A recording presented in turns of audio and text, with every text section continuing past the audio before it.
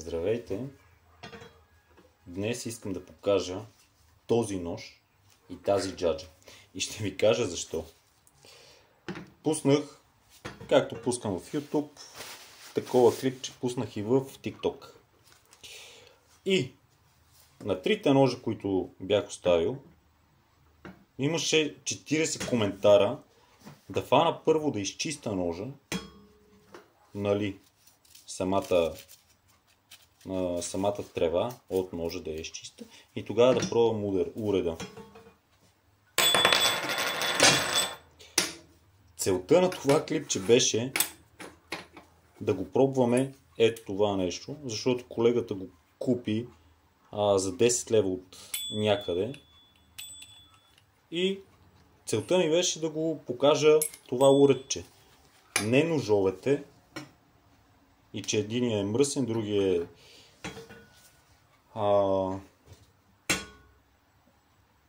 по-мръсен от първи, нали? Третия е нов уж. Дойде ми на идеята да хвана и да оправя този нож. И сега ще го почистиме. Десетки хиляди хора имат косачки, независимо какъв модел е.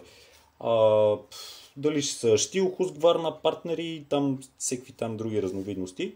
Но всяка косачка има нож. Защо да не възстановим този нож и да покажа по какъв начин аз правя възстановката. Пак казвам, тук има много работа. Както виждате, машината е работила доста ниско и е от самото завихряне и самото удряне в земята е наръбила ножа, нащърбила ножа, протрила, както искате го наречете, от долната страна. Така, тук ножа, както виждаме, е много тъп, няма абсолютно никаква режеща част.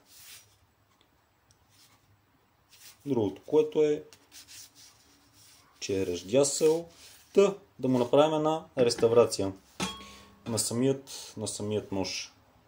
Надявам се всеки, който гледа този клип, тази информация да му бъде полезна. Ножа не е крив, просто е доста нащърбен. Изхабен. Да започваме.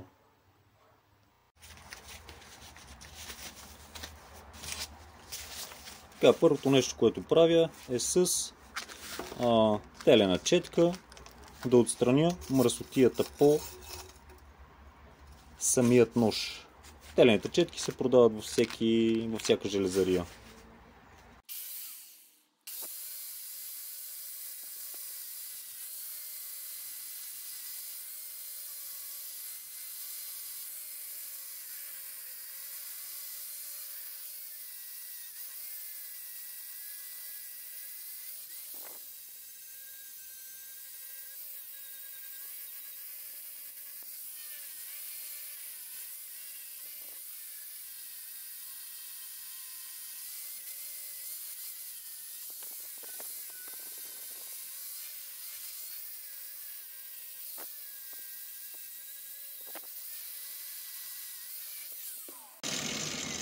От едната страна ножчето е окей. Както виждате и ръждата падна. Обръщаме и продължаваме.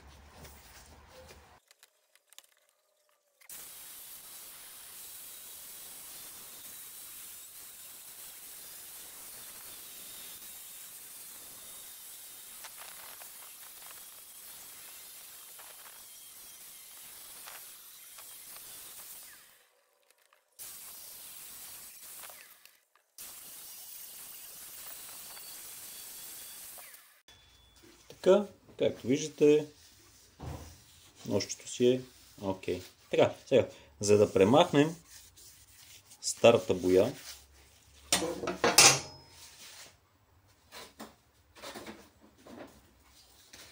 аз използвам ето този спрей за премахване на бои.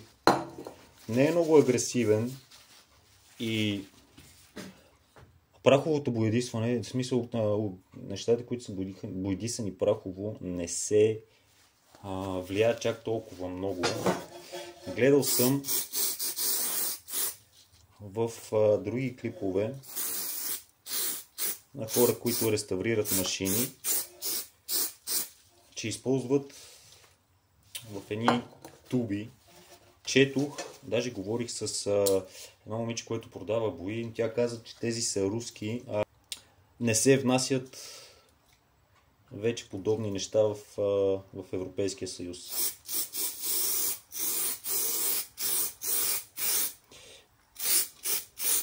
Ето това нещо се оставя за около 2-3 часа. Нанася се така хубаво, почва да си се люпи.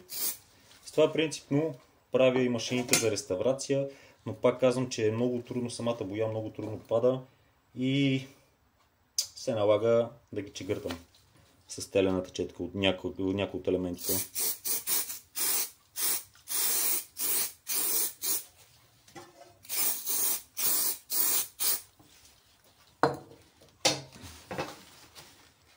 Сега чакаме.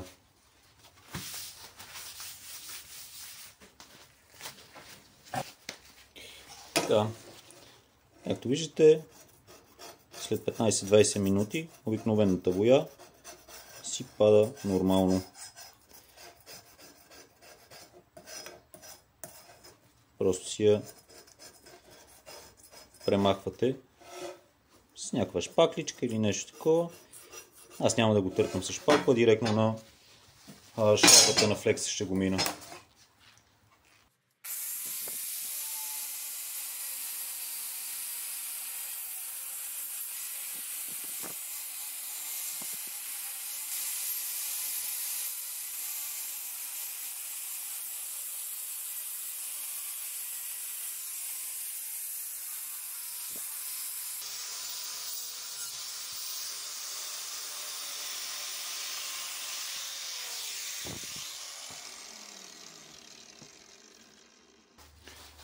Както виждате, ножчето, махна му се боята. Ножа е на Husqvarna. Да не кажете после, че не ремонтирам Husqvarna.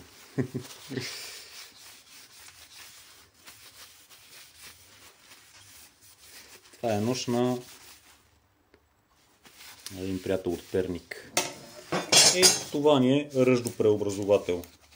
Има ги във всяка железария, предполагам.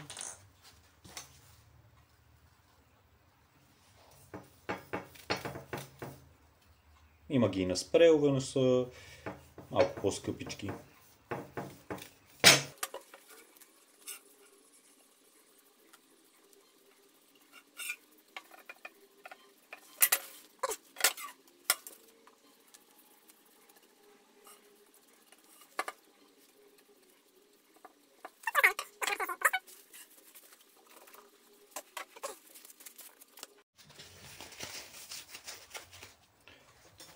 Ръждопреобразователят си е подействал.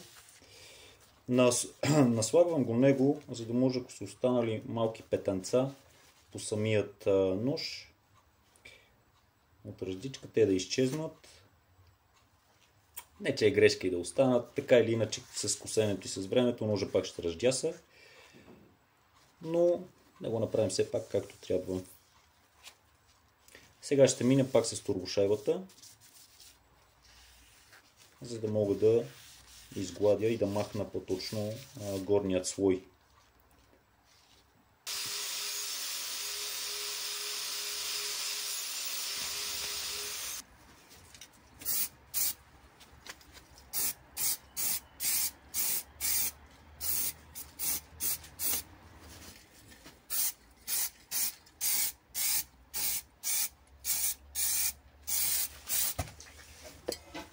Така, годисих ножа, за да мога да следя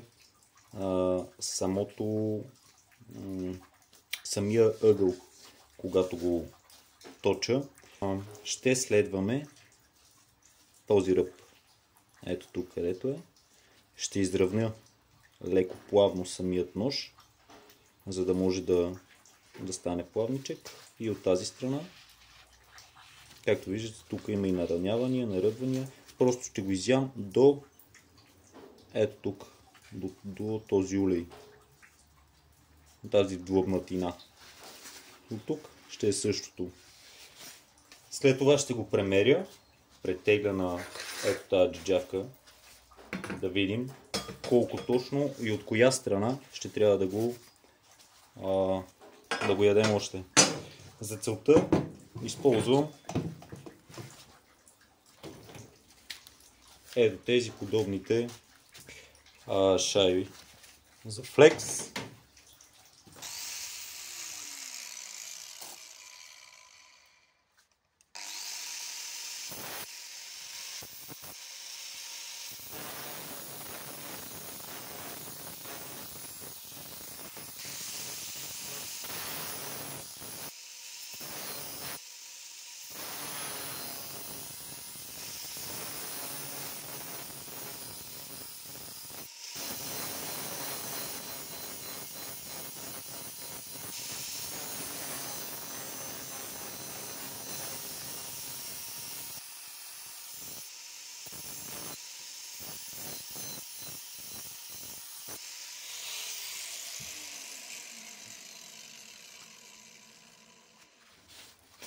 Ето виждате, ножчето е наточено от едната страна.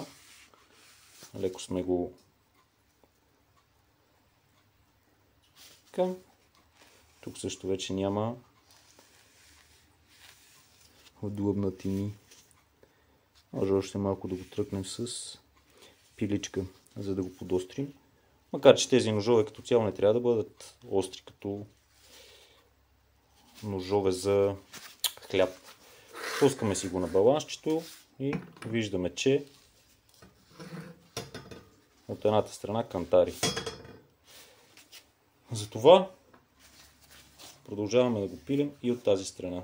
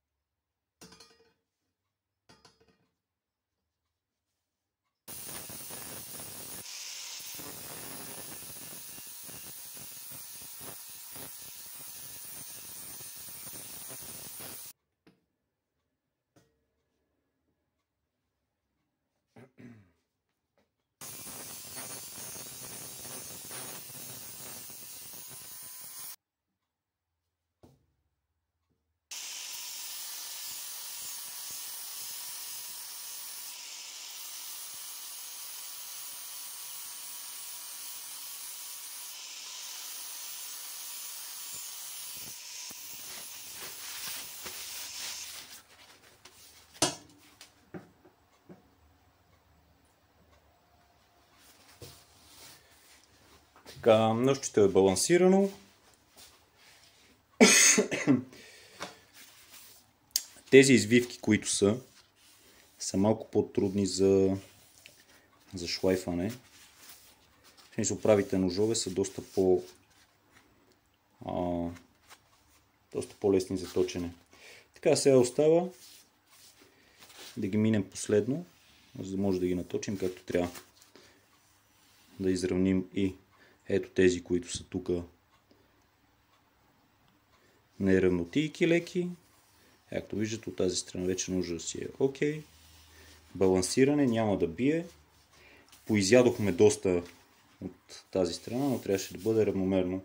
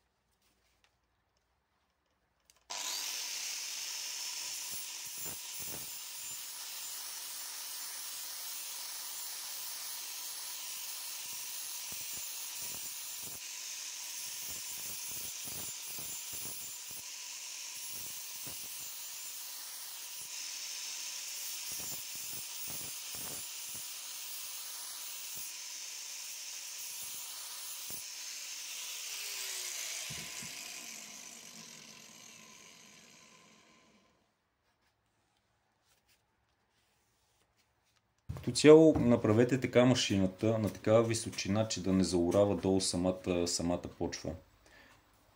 Точете си ножовете често, за да не се получават тези жълтички връхчета на самите тревички. Така, сложихме си гланц на ножчето. Както виждате, вече си е балансирано както трябва и е готов за монтиране. Това беше всичко от мен. Надявам се видеото да ви е харесало. Благодаря, че сте с мен за пореден път. Оценявам наистина вашата подкрепа. Желая ви приятен ден и до нови срещи!